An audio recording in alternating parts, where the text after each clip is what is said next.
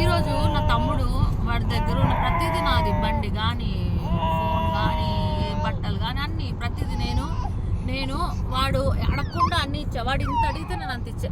అవి నీకు గుర్తుందా, మా తమ్ముడు ఏమన్నా అడిగితే నేను అడిగిన దానికన్నా ఎక్కువ ఇస్తాను తక్కువ ఇస్తానా? అడగకుండానే ఇస్తాను కదా. వాడు 1000 రూపాయలు అడిగితే నేను 10,000 ఇవ్వలేదా? అవి ఒక్కసారి కాదు 100 సార్లు. తర్వాత మన ఈ కార్ కన్నా ముందు మన దగ్గర స్విఫ్ట్ కార్ ఉండే కదా, నేను ఏం చెప్పాను నీకు, స్విఫ్ట్ కార్ నువ్వు అమ్మేస్తానంటే ఏంది మా తమ్ముడికి ఇచ్చామని చెప్పా. తర్వాత నువ్వు ఇంతకుముందు పాత చిన్న సన్న బ్రాస్లెట్ ఉండే, నువ్వు వేరే బ్రాస్లెట్ కొనుక్కోవడానికి వెళ్తే నేనేమన్నా ఆ బ్రాస్లెట్ ఎవరికి ఇవ్వమని చెప్పినా, మా తమ్ముడికి ఇవ్వమని చెప్పిన. తర్వాత మా తమ్ముడు బండి కూడా మళ్ళీ వేరేది కొంటానని కూడా చెప్పుండే కదా, అప్పుడు కొనుక్కోమని చాలా బతిలాడే కదా. అట్లాగా నేను చాలా అన్నా. కానీ ఈరోజు మా తమ్ముడు నాతో మాట్లాడ్డట, నేనంటే ఇష్టం లేదట, బావతోనే మాట్లాడతాడట. బావతో కూడా ఇష్టమేం కాదు. ఇప్పుడు నేను ఒక మాట అడుగుతాను, మా తమ్ముడు బాత్రూమ్ వెళ్ళాడేమో బాబు నిన్న పొద్దున్న ఇదే టైంకి, ఈ టైం కూడా కాదు ఇంకా ఎర్లీగా ఆకులు వాడికి ఇచ్చేసే బాబుకి. మా ఆయన వెళ్ళిపోవడానికని బట్టలు సర్దుతున్నాడు. వెళ్ళిపోవడానికి అన్నప్పుడు ఒక బావగారు అక్కను పెళ్లి చేసుకున్నాడు. ఒక గౌరవము లేదు, ప్రేమ లేదు, గౌరవము లేదు. ఏమనాలి అప్పుడు? కనీసము ఏంటండి వెళ్ళిపోతున్నారు 31st అవి ఏంటి గోల రోడ్డు మీద 31st ఉంటానన్నారు కదండి, ఉండెళ్ళండి అని ఏదో ఒకటి అనాలి. స్పెషల్ డే కదా అది, అందరూ ఉండండి అని అనాలి కదా. అనలేదు. మా ఆయన బట్ట సర్దుకుంటుంటే వంటగదిలో ఖాళీ కూర్చున్నాడు. అక్కడికి వెళ్ళి బావతోటి మాట్లాడి ఏంటి వెళ్ళిపోతున్నారండి సరే అని అంటారా? అక్కడ వంటగదిలో నేను వెళ్ళి అన్నాను, ఎందుకు ఇక్కడ కూర్చుని వెళ్ళి పడుకో అన్న తర్వాత మేము మా రూమ్లోకి వచ్చాక మా ఆయన మా రూమ్లోకి వచ్చాడు. కాసేపు అయ్యాక పాప ఆయన ఒక్కడే ఉండి బాబుకి ఫుడ్ తినిపించి వచ్చి, నిజంగా నేను ఒకటే చెప్తున్నాను కదా, నాకు చాలాసార్లు అవి చూస్తే జాలనిపిస్తుంది. అంటే ఇంత మంచి అవికి ఇలాంటి చెత్త ఫ్యామిలీని నేను ఇచ్చాను, నా వల్లే కదా.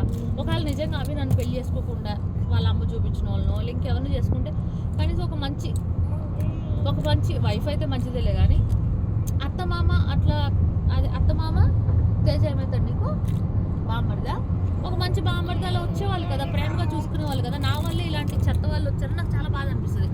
అయితే వచ్చి అవి అన్నాడు, సరేలే మీ అక్క అంటుంది కదా ఉంటామనగానే చప్పని మా తమ్ముడు లేసి వెళ్ళిపోతున్నాడు.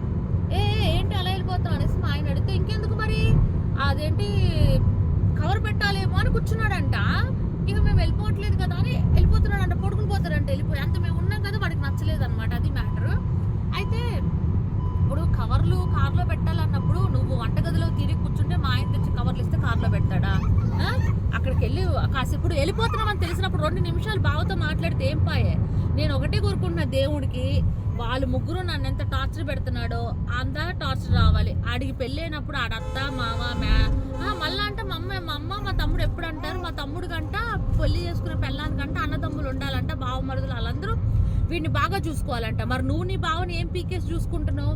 కానీ అవి మాత్రం తేజాని బాగా చూసుకున్నాడు, ఎప్పుడు బాగా చూసుకుంటాడు. మా పెళ్ళి కాకముందు నుంచి పరిచయం బాగా చూసుకుంటాడు. పెళ్ళైన తర్వాత కూడా మా ఇంట్లోనే పెట్టుకుని, మా ఆయన ఏది తాగితే అది, మా ఆయన ఏం తింటే అది, అవి ఎక్కడికి వెళ్ళినా ఏం చేసినా అంటే వీడియోలోకి తేజ రాడు కానీ ఎప్పుడు అవి ఏం తింటే అది, ఏం తాగితే అవి, అలాగా ఏదైనా బాగా చూసుకుంటాడు. ఎప్పుడు కలవమని అంటాడు, కలుస్తాడు, అవి కలుస్తాడు, బాగా చూసుకుంటాడు, బాగా చూసుకుంటాడు. నేను ఒక మాట చెప్తా, ఈవెన్ నేను అవి వాళ్ళ అక్కని ఎప్పుడు నేను అట్లా ఎప్పుడు ఏమి నేను చూసుకోలేదు, ఆవిడకి నేనేం పెట్టలేదు. కానీ అవి అలా కాదు, తేజని బాగా చూసుకుంటాడు. డాడీని అప్పుడు కూడా ఏమంటున్నాడు, అరకు వెళ్దామా, మారేడుమిల్లి వెళ్దామా, అంకుల్ రండి, ఆంటీ మీరు కూడా రండి, మనందరం వెళ్దాము, రేట్లు ఎక్కువ ఉంటాయంటే కూడా పర్లేదు, పిల్లోడు సర్జరీ ఉంటే పర్లేదు వెళ్దామనే ఉన్నాడు. ఆ పిల్లోడు మనసు ఎప్పుడు పెద్దగానే ఉంటుంది. అంటే మా ఇంట్లో వాళ్ళు నన్ను కాదు అందరినీ బాగా చూసుకుంటాడు, ఒక నన్ను తప్ప, కానీ నన్ను పిల్లల్ని తప్ప ఊరందరినీ బాగా చూసుకుంటాడు. లేకపోతే ఆ సాయి అని, మహి అని, శిరీష్ అని, ఇంతమందిని ఎంతోమందికి లైఫ్ ఇచ్చి, అంతమందికి ట్రిప్పులు తిప్పి, మందు తాగిపించి, ఆయన ఎంజాయ్మెంట్లో తోడు కావాలి, అలా అన్నీ చేశాడు కదా, అట్లా అనమాట. అయితే అట్లుంది పరిస్థితి. అట్లా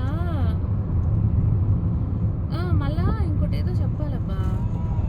మళ్ళీ ఏమంటున్నాడు మా తమ్ముడు, నేను అన్నాను అనమాట, అప్పుడు అవి అటువైపు వెళ్ళడానికి వైపుకి, మా రూమ్ వైపుకి 31st నైట్కి ఏమున్నాయి ఫ్యామిలీతో వెళ్ళేవని మా మమ్మీని మా డాడీని అడిగి, విజయవాడలో ఏమున్నాయి అంటే మా అమ్మ అంటుంది, మేము ఎప్పుడైనా వెళ్ళామా మాకేం తెలుసు, మీరే చూడాలి ఫోన్లో అంటే. మా డాడీని అడిగితే ఉంటాయి, చాలా ఉంటాయి, డబ్బులు కట్టాలి అంటున్నాడు.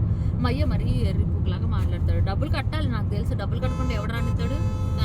డబ్బులు కట్టే ఎంతో కంఫర్ట్ చేసుకుని.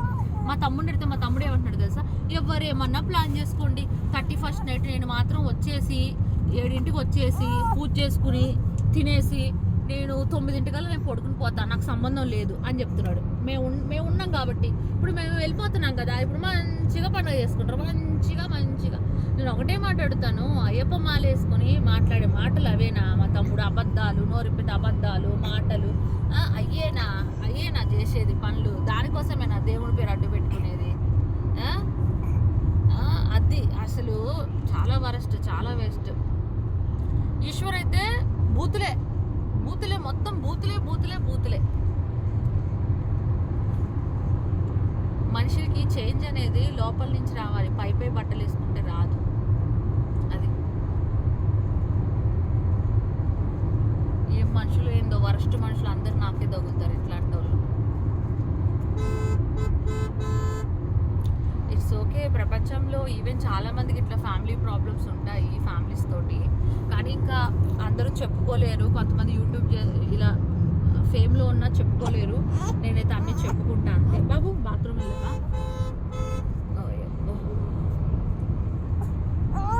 ఒబ్బొబ్బొబ్బ